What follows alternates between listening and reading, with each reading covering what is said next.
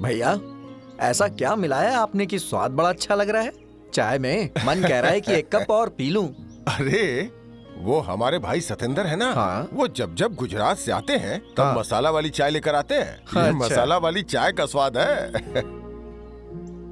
भैया जरा ये देखिए तो, इस लड़की ने तो टॉप किया है।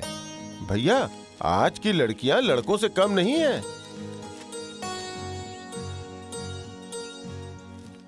हाँ? अरे ये तो वही लड़की है जिससे मैंने अपने बेटे के विवाह के लिए रिजेक्ट किया था। ये तो अच्छा, बहुत बड़ी अच्छा। ऑफिसर बन गई। सुनती हो अक्षय की मम्मी? अरे अक्षय की मम्मी, क्या हुआ जी? अरे इधर आओ, इधर आओ, इधर आओ, जल्दी जल्दी आओ। अरे बाप रे क्या बाप। हुआ? ये देखो, अरे वो जो गुजराती बहू के चक्कर में रिजेक्ट कर दिया था अपने बेटे का विवाह, वो बड़ी ऑफिसर बन गई। देखो उसकी फोटो छपी है। हाँ? देखो मैं उसके बाप से बात करता हूँ। रुकिए, पर वो तो अफसर बनने गई है और ऊपर से वो गुजराती बहू भी वहीं पर होगी, तो आप क्या करेंगे? अरे तो मेरा बेटा भी मार्केटिंग इंस्पेक्टर है, और रही बात उस गुजराती बहू की तो मैं बात कर लेता हूँ। एक लेकर क्यों आए? अरे 2-3 ले लो, बहुत सामान लेकर आना है। फोन। ए विनोद। हाँ। अरे सोनिया की जहां शादी कैंसिल हुई थी वहीं से फोन आ रहा है। उठाइए उठाइए उठाइए, लाउड स्पीकर पे कीजिए।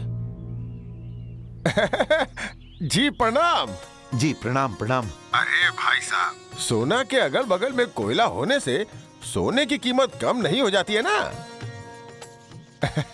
ये बात मुझे देर में समझ में आई। आप मुझे माफ कर दीजिए। मैं आपकी बेटी का हाथ अपने बेटा अक्षय के लिए मांग रहा हूँ। आप हाँ कर दीजिए, मैं आपका जिंदगी भर एहसानमंद रहूंगा। जी आप ऐसी बात मत बोलिए, मैं अपनी बेटी की शादी करने के लिए तैयार हूँ। अच्छा अच्छा, बहुत बहुत धन्यवाद। धन्यवाद धन्यवाद। अरे विनोद भैया, अरे सोनिया की शादी तय हो गई रे। चलो। ए सोनिया की माँ, ए सोनिया की माँ, भाभी। सोनिया की माँ, ए सोनिया की माँ, कहाँ हो तुम? अरे इधर आओ, जल्दी आओ। आज हमारी बेटी की मेहनत ने कमाल कर दिया है, कमाल। हाँ। जानती हो, जो लोग हमारी बेटी का रिश्ता ठुकरा कर गए थे ना, आज उन लोगों का फोन आया था। हमारी बेटी का हाथ मांग रहे हैं वो। भैया, वो जो लड़का एमओ के पोस्ट पे था, उन्हीं लोगों का फोन आया है क्या? ए कमीने, तू किस मुंह से पूछ रहा है? हाँ? तुम दोनों पति पत्नी इस घर के माथे का कलंक बनकर आए हो। अरे दुष्ट, तुम ही दोनों की वजह से हमारी बेटी की शादी टूट गई थी।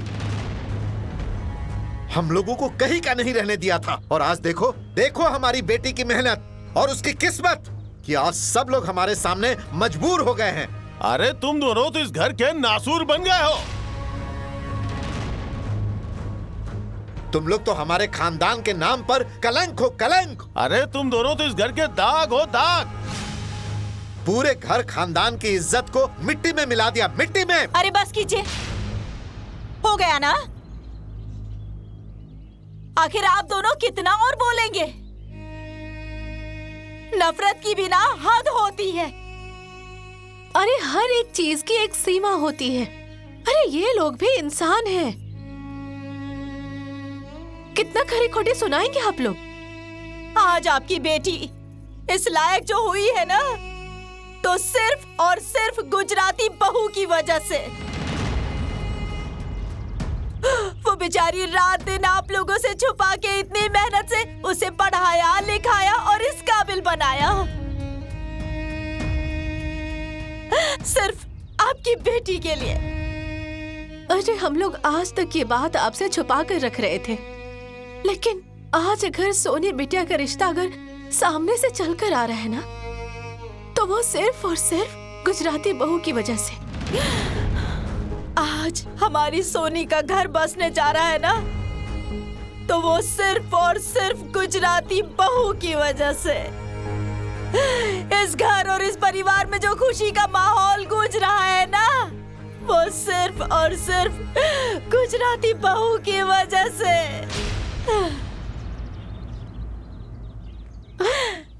भैया जी, आखिर एक गलती के लिए कितना सुनाएंगे आप लोग? हाँ,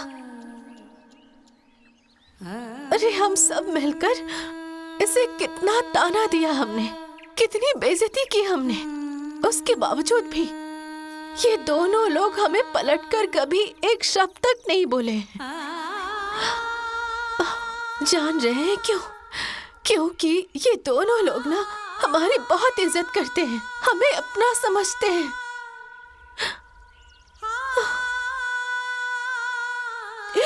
ये दोनों बेघर, इन्होंने कभी हमारा बुरा नहीं चाहा। ये दोनों बेघर, इन दोनों ने हमेशा हमसे प्यार ही किया है, और ये लोग हमेशा इस घर को अपना ही मानते हैं। मैं हाथ जोड़ती हूँ आप दोनों भाई के आगे कि अब ये नफरत की दीवार खत्म कीजिए और इन दोनों बेघर को इस घर में सुख चैन से जीने दीजिए। बहुत हो गया ये कलेश, ये अब इस लड़ाई झगड़े से मेरा सिर फट जाएगा। इन दोनों बेघर को इस घर में सुख चैन से जीने दीजिए।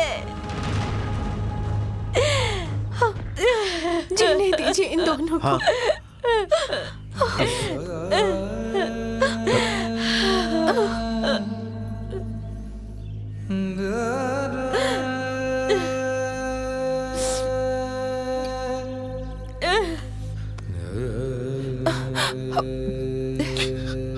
ए छोटे, ए छोटी, मैं तो तुम्हारे आगे हाथ भी नहीं जोड़ सकता, क्योंकि मैं तुम्हारा बड़ा भाई हूं ना। वैसे छोटे, हम लोगों को माफ कर दो। तुम्हें हम लोग गैर समझ रहे थे, माफ कर दो भाई। गुजराती बहू, हम लोगों को माफ कर दो। अरे हम लोग ना बहुत छोटी सोच के हैं ना, इंसानियत के चक्कर में इंसान को ही भूल बैठे हम लोग। ए बहू, अरे तुम तो आग नहीं, तुम हीरा हो, हीरा।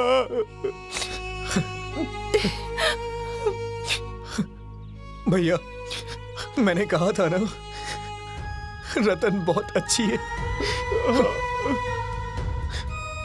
मैंने कहा था ना भैया, मैंने कहा था। अरे छोटे, तुमने कहा था भाई, तुमने कहा था, तुमने कहा था भाई।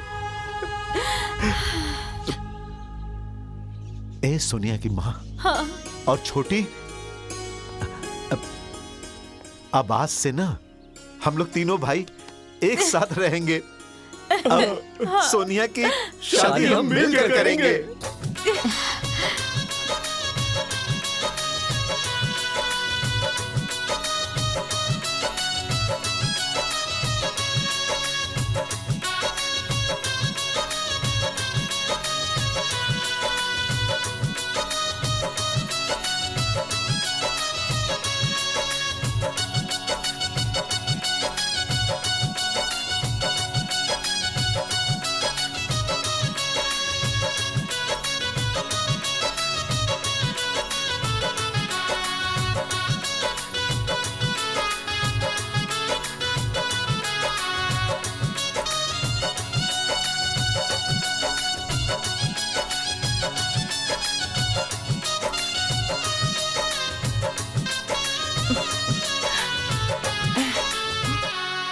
अरे अरे भाई, कहाँ हो? थोड़ा यहाँ हो तो।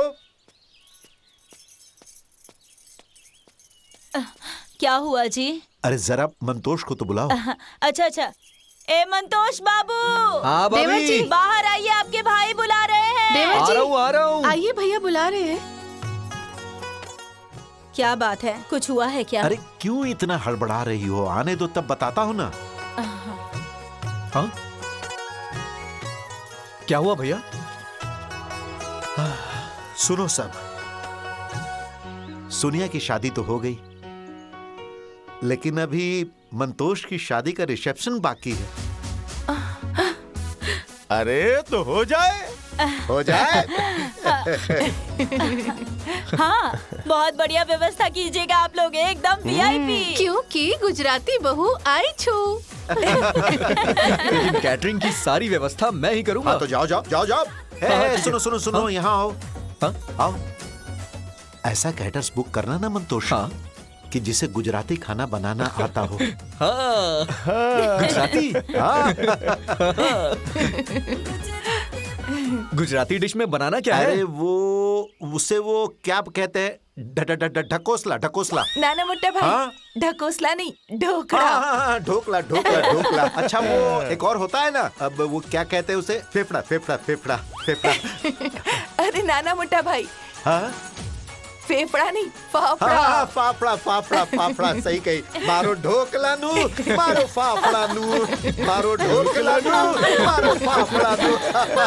अच्छा ठीक है भैया, मैं जाता हूँ।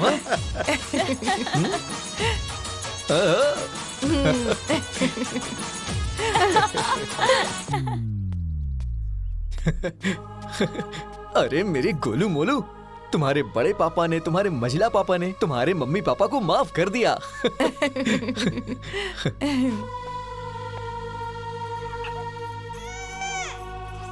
जोयू, मैं कीधु तूने हाँ? कि एक दिन मेरे ही चलते घर में सबको खुशी होगी और सोनी बहन की शादी भी मैं ही कराऊंगी। हाँ मारो धर्म पत्नी जी, यू आर ग्रेट। अच्छा सुनो, मैं जा रहा हूँ। हाँ? बाय। मैं यूं जाऊंगा और यूं आऊंगा। हाँ? बाय।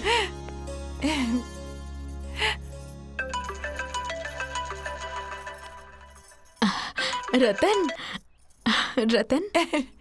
हेलो मम्मी, जय श्री कृष्ण। जय श्री कृष्ण बेटा। શું बात છે?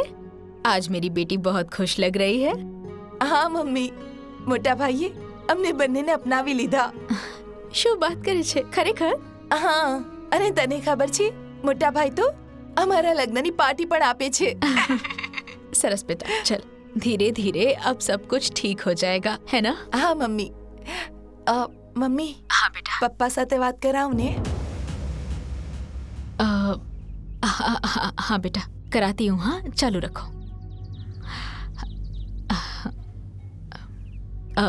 सुनिए ना, अब आपके लिए फोन है, बात कीजिए ना। कितनी बार कहूं कि मुझे उससे बात नहीं करनी है? अपनी मर्जी से शादी करके गई है वो। बोल दो उसका बाप उसके लिए मर चुका है। हेलो लल्लन, अगर नहीं आओगे ना तो ठीक नहीं होगा।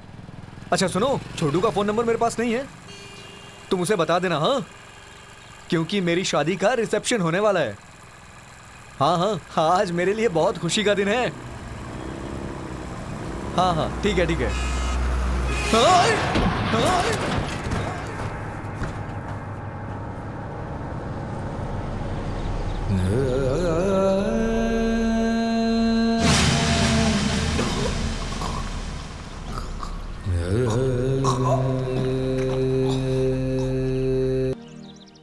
देखो बेटी, तुमने आज तक मेरी कोई बात नहीं मानी, मैं भी नहीं मानूंगा। तू यहां नहीं रहेगी, मेरे साथ चलेगी। आगे की तुम्हारी जिंदगी मेरे हिसाब से चलेगी। तेरी दूसरी शादी करवाऊंगा और आबाद करके रहूंगा तेरा जीवन। ना पापा,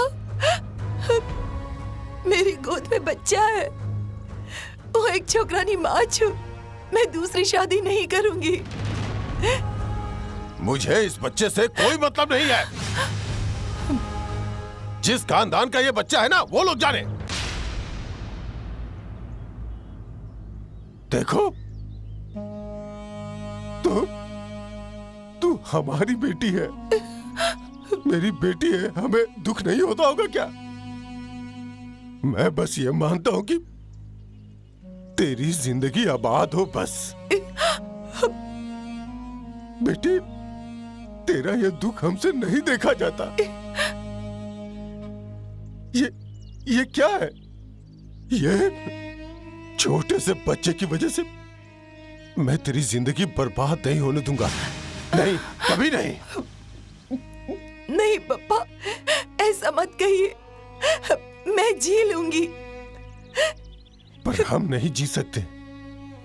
नहीं, ये सब लोग है ना, मेरा बच्चा है, सब है मेरे लिए। देखो,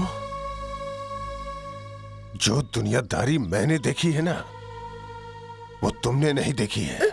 जो भी मैंने निर्णय लिया है बहुत सोच समझ के लिया है। तुझे आज अभी इसी वक्त मेरे साथ चलना होगा। नहीं पापा। नहीं, मुझे तुम्हारी कोई बात नहीं सुननी है, समझ गई? मेरा बच्चा मेरे जीने का सहारा है, और ये घर मेरे पति का है। मैं इस घर को छोड़कर कहीं नहीं जाऊंगी, कहीं नहीं जाऊंगी।